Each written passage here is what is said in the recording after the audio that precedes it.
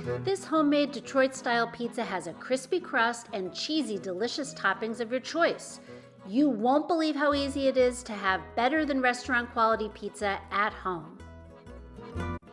Hi everybody, welcome back to Two Peas in the Kitchen. Today we are making one of our favorite at-home pizza recipes. This is a Detroit-style pizza. It is amazing. Our favorite three things about this recipe are that it makes a pizza parlor quality crust, very crispy on the bottom. You can do it all in a pan at home. Also, it's great to feed a crowd. We use it for appetizers. It's great to feed your whole family. And the best thing about this recipe is you can actually make the dough the day before, pull it out of the refrigerator when you get home from work, let it sit on the counter for a little while, and you have fresh pizza ready to go, even on a weeknight. So we're gonna get right into it. The first thing that we're gonna do is we're gonna take, this is 5 grams of yeast that I've measured out. I'm just gonna take a spoonful of about half of it and put it into my bowl. Then I'm gonna add 6 grams of sugar. And then we have a cup of warm water here, and we're gonna go ahead and put that in. The sugar will help activate the yeast. Just gonna give that a quick whisk for about 10 seconds. And then we're just gonna let that sit on the counter in the warm water for about 10 to 15 minutes, and you'll notice that it'll start to get nice and bubbly on top. Remember, we always remind you to make sure that your yeast is fresh, check the expiration date. If your yeast in your water doesn't get bubbly, then you probably have a problem with your yeast. So we'll be back in a few minutes after that sits. Okay, so I also just wanted to point out that if you look in the description for this video, you're gonna find all of the measurements for the ingredients in the teaspoon, tablespoon, cup measurements if you don't have a kitchen scale, but we do highly recommend that you get one. Okay, so this is ready. Our yeast is kind of bubbly. We're gonna go ahead now. We have 315 grams. This is bread flour. I'm gonna take 1 big spoonful of the flour, maybe a little bit extra to get us started here. The rest is gonna go in soon. We're gonna put in the rest of our yeast, and then we have 9 grams of salt. And we're gonna go ahead and put that in, and we're gonna use our kitchen mixer here and get this started with the dough hook.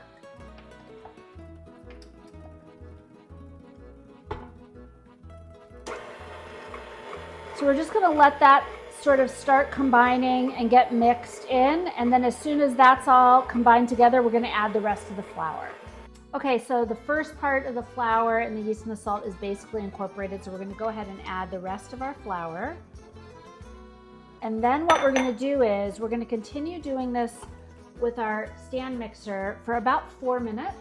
You may need to stop it and get the flour off the edges of the bowl. I did want to mention, if you don't have a stand mixer, don't worry about it. You can totally do this right in your counter in a big bowl, and you can just use a good whisk or a big spoon to incorporate all of the ingredients. If you don't have a stand mixer, you may want to take the dough out at the end and knead it a little bit by hand, depending upon how it ends up. But as soon as this is done, we're going to show you the texture of the dough and how it should look after it's done. Okay, so I had this running for about 3 to 4 minutes, and my dough is the texture we're looking for, so I wanted to show you that. So you want to keep mixing, whether you're using your stand mixer or not, until it kind of forms this cohesive dough. You can see it's a little bit sticky, and that's perfect. You don't want it too sticky. It's not like totally sticking to my hands, but it is a little sticky on the bottom of the bowl, and that's fine. Okay, so we have here a 10 by 14. This pan is actually specifically for making these Detroit pizzas. We got it on Amazon. We can include a link to that, but you can use any metal pan. We would recommend metal over glass because that's gonna help get a nice crusty bottom to your pizza. I'm just gonna coat this very liberally with some extra virgin olive oil. That will also help get a nice crispy crust on the bottom, and obviously will help your pizza so that it doesn't stick. So we're gonna go ahead now and take our dough, which is a little sticky, like I said, and we're gonna go ahead and put that right into the pan. And what you're gonna do is you're gonna just use your hands. It's gonna take a little time and effort to start stretching it and pushing it until it reaches the edges of your pan. And after I'm done doing that, I'm gonna show you how that looks.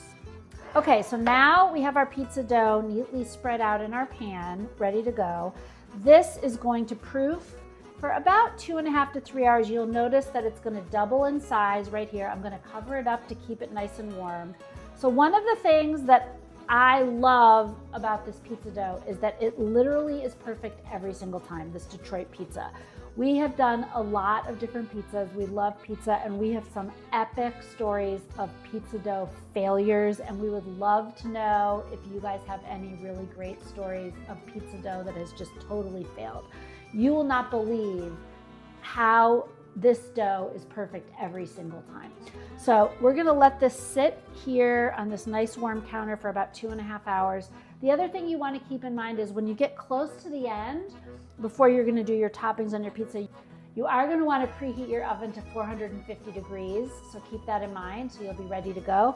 And we'll be back, and Rafi's gonna show you what we are gonna top our pizza with. Okay, so about 2.5 hours, 2 hours, 45 minutes later, our crust, our pizza dough has basically about doubled in size, and if you can see it's nice and poofy, so we're ready to go.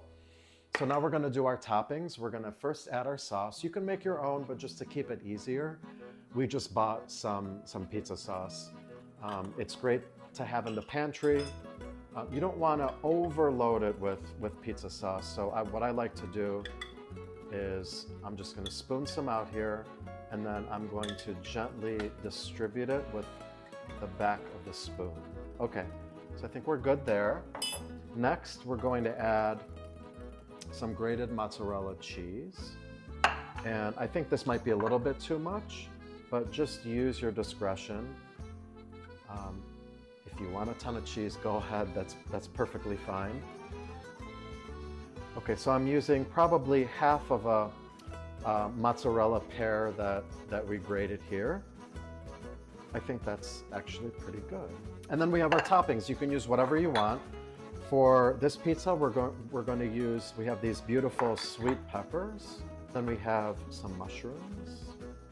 And we also have some artichoke hearts that we've cut up and some olives. And then we also sliced up some green olives, but you can use black olives in a can if you'd like, whatever your favorite is, or if you don't like olives, some people don't. I'm Italian, so I live and breathe anything with olives, so I like them. And they add a nice bit of color here as well. And you're going to stick the pizza in a 450-degree oven for about 15 to 20 minutes or so. And then we're gonna check on it and see what it looks like. Okay, so I think it's done. It's been about 18, 19 minutes. I hear it sizzling. It smells amazing. Oh yes, here we go. Because we don't want the crust at the bottom to be burned. You can see it's sizzling. And I'm gonna put it on this cutting board here. I'm gonna let it cool just for a couple minutes or so, then take it out of the pan, and we're gonna slice it up. Okay, so after we took the pizza out of the oven, we let it rest in the pan just for 2 or 3 minutes or so, and then we took it out just using a spatula, and it comes right out. That's the nice part about that pan. And actually, I'm gonna show you the bottom too. Take a look at this nice, beautiful crust. And this stayed in the oven for about 19 minutes or so. So let's take a look. Oh, I think this is gonna look good. It's gonna taste good. And don't forget to drop us a comment. If you make this pizza, let us know how you like it. And I know I always like to put some red pepper flakes on top. Let's take a look at this. Oh, that's pretty, isn't it? Nice gooey cheese. Oh, that's beautiful. I can't wait to eat it.